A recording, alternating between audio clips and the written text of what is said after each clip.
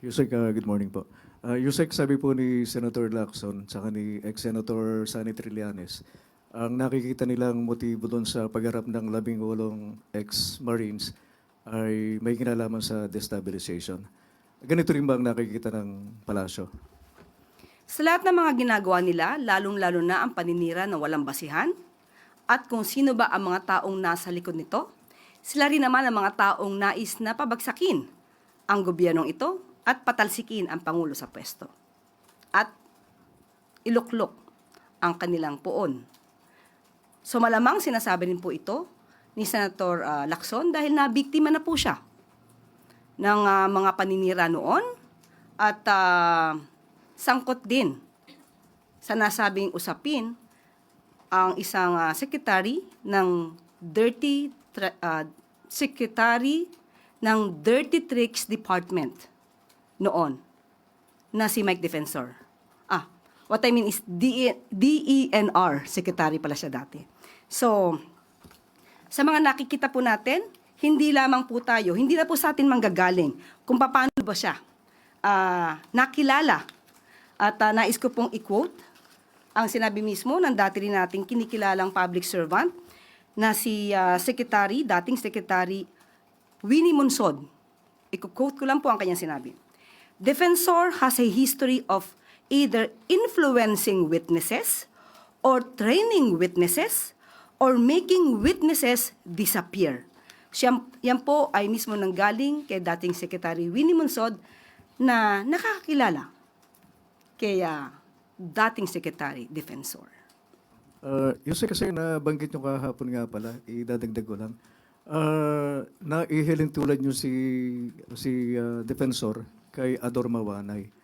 Parang marami yung hindi pa nakakakilala kay Ador Mawanay.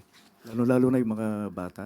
Oo. Si Ador Mawanay ay kilalang kilala ni Secretary Lacson at nabiktima siya ng mga kasinungalingan noon ni alias Ador Mawanay na siya naman din nagsabi na siya ay pinilit lamang na magsalita laban kay Senator Lacson.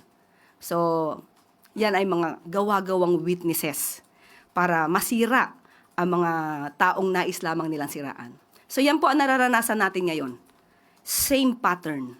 Yung bang Yusek, yung 18 dating Marines, naniniwala ba kayo na naggamit lang sila?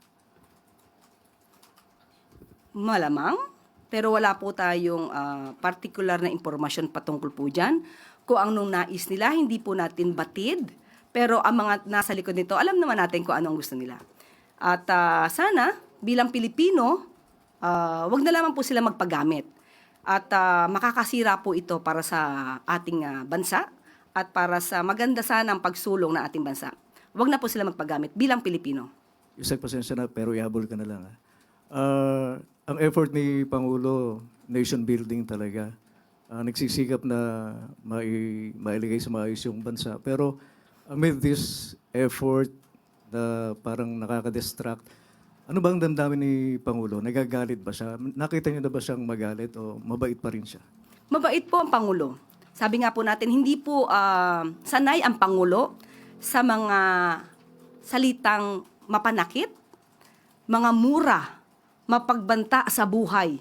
Hindi po sanay ang Pangulo dyan. Pero makikita po natin sa huli niyang forum kung saan sinabi nga po niya na ang kailangan ng bansa o para maiangat natin taong may kaalaman. Taong magaling sa ekonomiya, magaling sa mga issue ng inflation, paggawa ng trabaho, at hindi para lang manira. So, kailangan po natin ang sabay-sabay na pagtutulungan para maiangat natin ang bansa. Dahil kung ang Pangulo lamang po ang siya magtatrabaho at ang iba po na nasa paligid ay walang ginawa kundi manira, makaka-apekto po talaga to. Kaya pagtulong-tulungan po natin at suportahan ng ating Pangulo, pati po ang gobyerno. Thank you po, Yusek. Sunod po na katanungan, Harleen Delgado, ABS-CBN.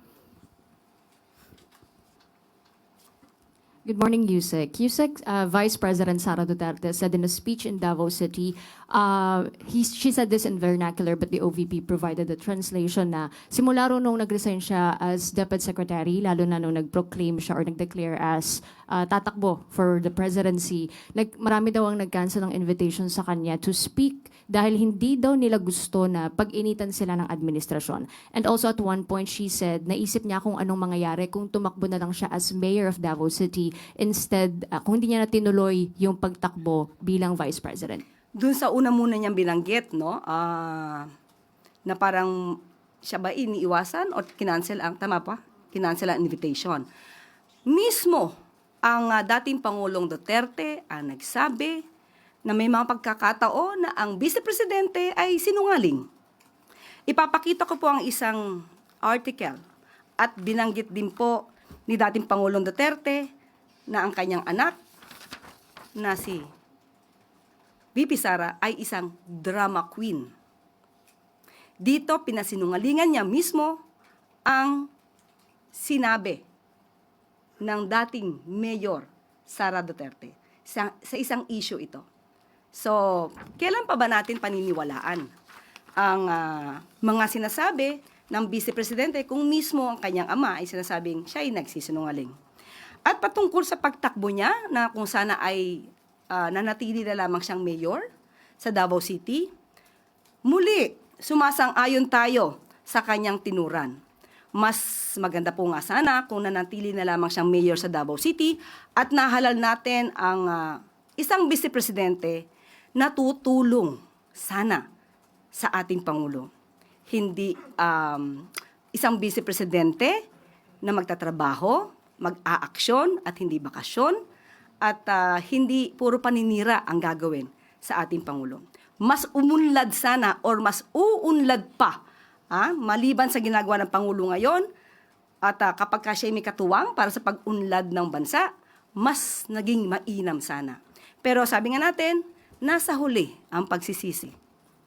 Yusek, follow-up. She said in a statement yesterday that hanga siya sa tapang ng mga alleged former security detail ni Zaldico na naglakas loob magsalita, saying that their testimonies and the information of alleged cooperation between some Philippine officials and ICC investigators should not be sidelined, and that the allegations made by the alleged former soldiers strengthened her claim that the ICC has long been present in the country, even during the time of the supposed kidnapping of her father. And also, she also mentioned, Yusek, yung letter that she wrote to President Marcos Jr., and who said na, we will not cooperate in any way, shape, or form. Allow me to quote her, Yusek. She said, ang usaping ito ay hindi usaping pampolitika, hindi ito simpleng alitan ng mga personalidad, ito ay tungkol sa pangunahing prinsipyo ng ating pambansang soberanya.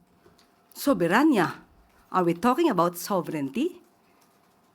Unang-una, ang Pangulo natin, ang Pangulo Marcos Jr., sa kanyang sona, sinabi niya, not even square inch of our territory will be surrendered to any foreign power.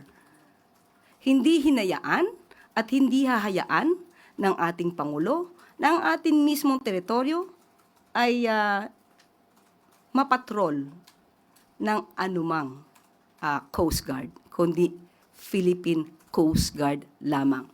Hindi natin gagawing probinsya ang ating bansa ng ibang bansa. So patungkol po sa sinabing pakikipag-cooperate sa ICC, nananatili po tayo na ang ginagawa lang ng administrasyon ay ang pagtupad sa sarili nating batas at ang ating obligasyon sa Interpol. Pati na po ang tinatawag nating residual obligation. Malamang nakakapagsabi lamang siya nito dahil ang ama niya ang nililitis ngayon sa ICC. At patungkol sa 18 na former Marines, na ang 4 doon ay hindi pala. Doon pa lamang masasabi natin, oops, may nagsisinungaling. So ang ibig ba sabihin to, ay nasa likod din ba ang Vice Presidente sa mga tinuturan nitong 18 na nakasama sa presscon na sinundo di umano ni Mike Defensor? Follow-up question, Mads Moratillo, Net25. Hi, ma'am. Ma'am, kanina nabanggit nyo na parang nagsisi yung Pangulo na kinuwang running mate si VP Sara. Kailan siya nagsisi, ma'am? Wala po tayo sinabi nagsisi. Ang sinabi lamang po natin ay malamang tama po yung tinura ni VP Sara na dapat hindi na siya tumakbo ng Vice Presidente. Ang sabi po natin, sana nga para yung Vice Presidente na halal ay makakatulong sa Pangulo. Pero wala po tayo sinabi nagsisisi ang Pangulo na kasama at nahalal ang Vice Presidente. Ma'am, nabanggit niyo po na nasa huli yung pagsisisi. Yun po yung normal na kasabihan. Pero never po na sinabi to ng Pangulo.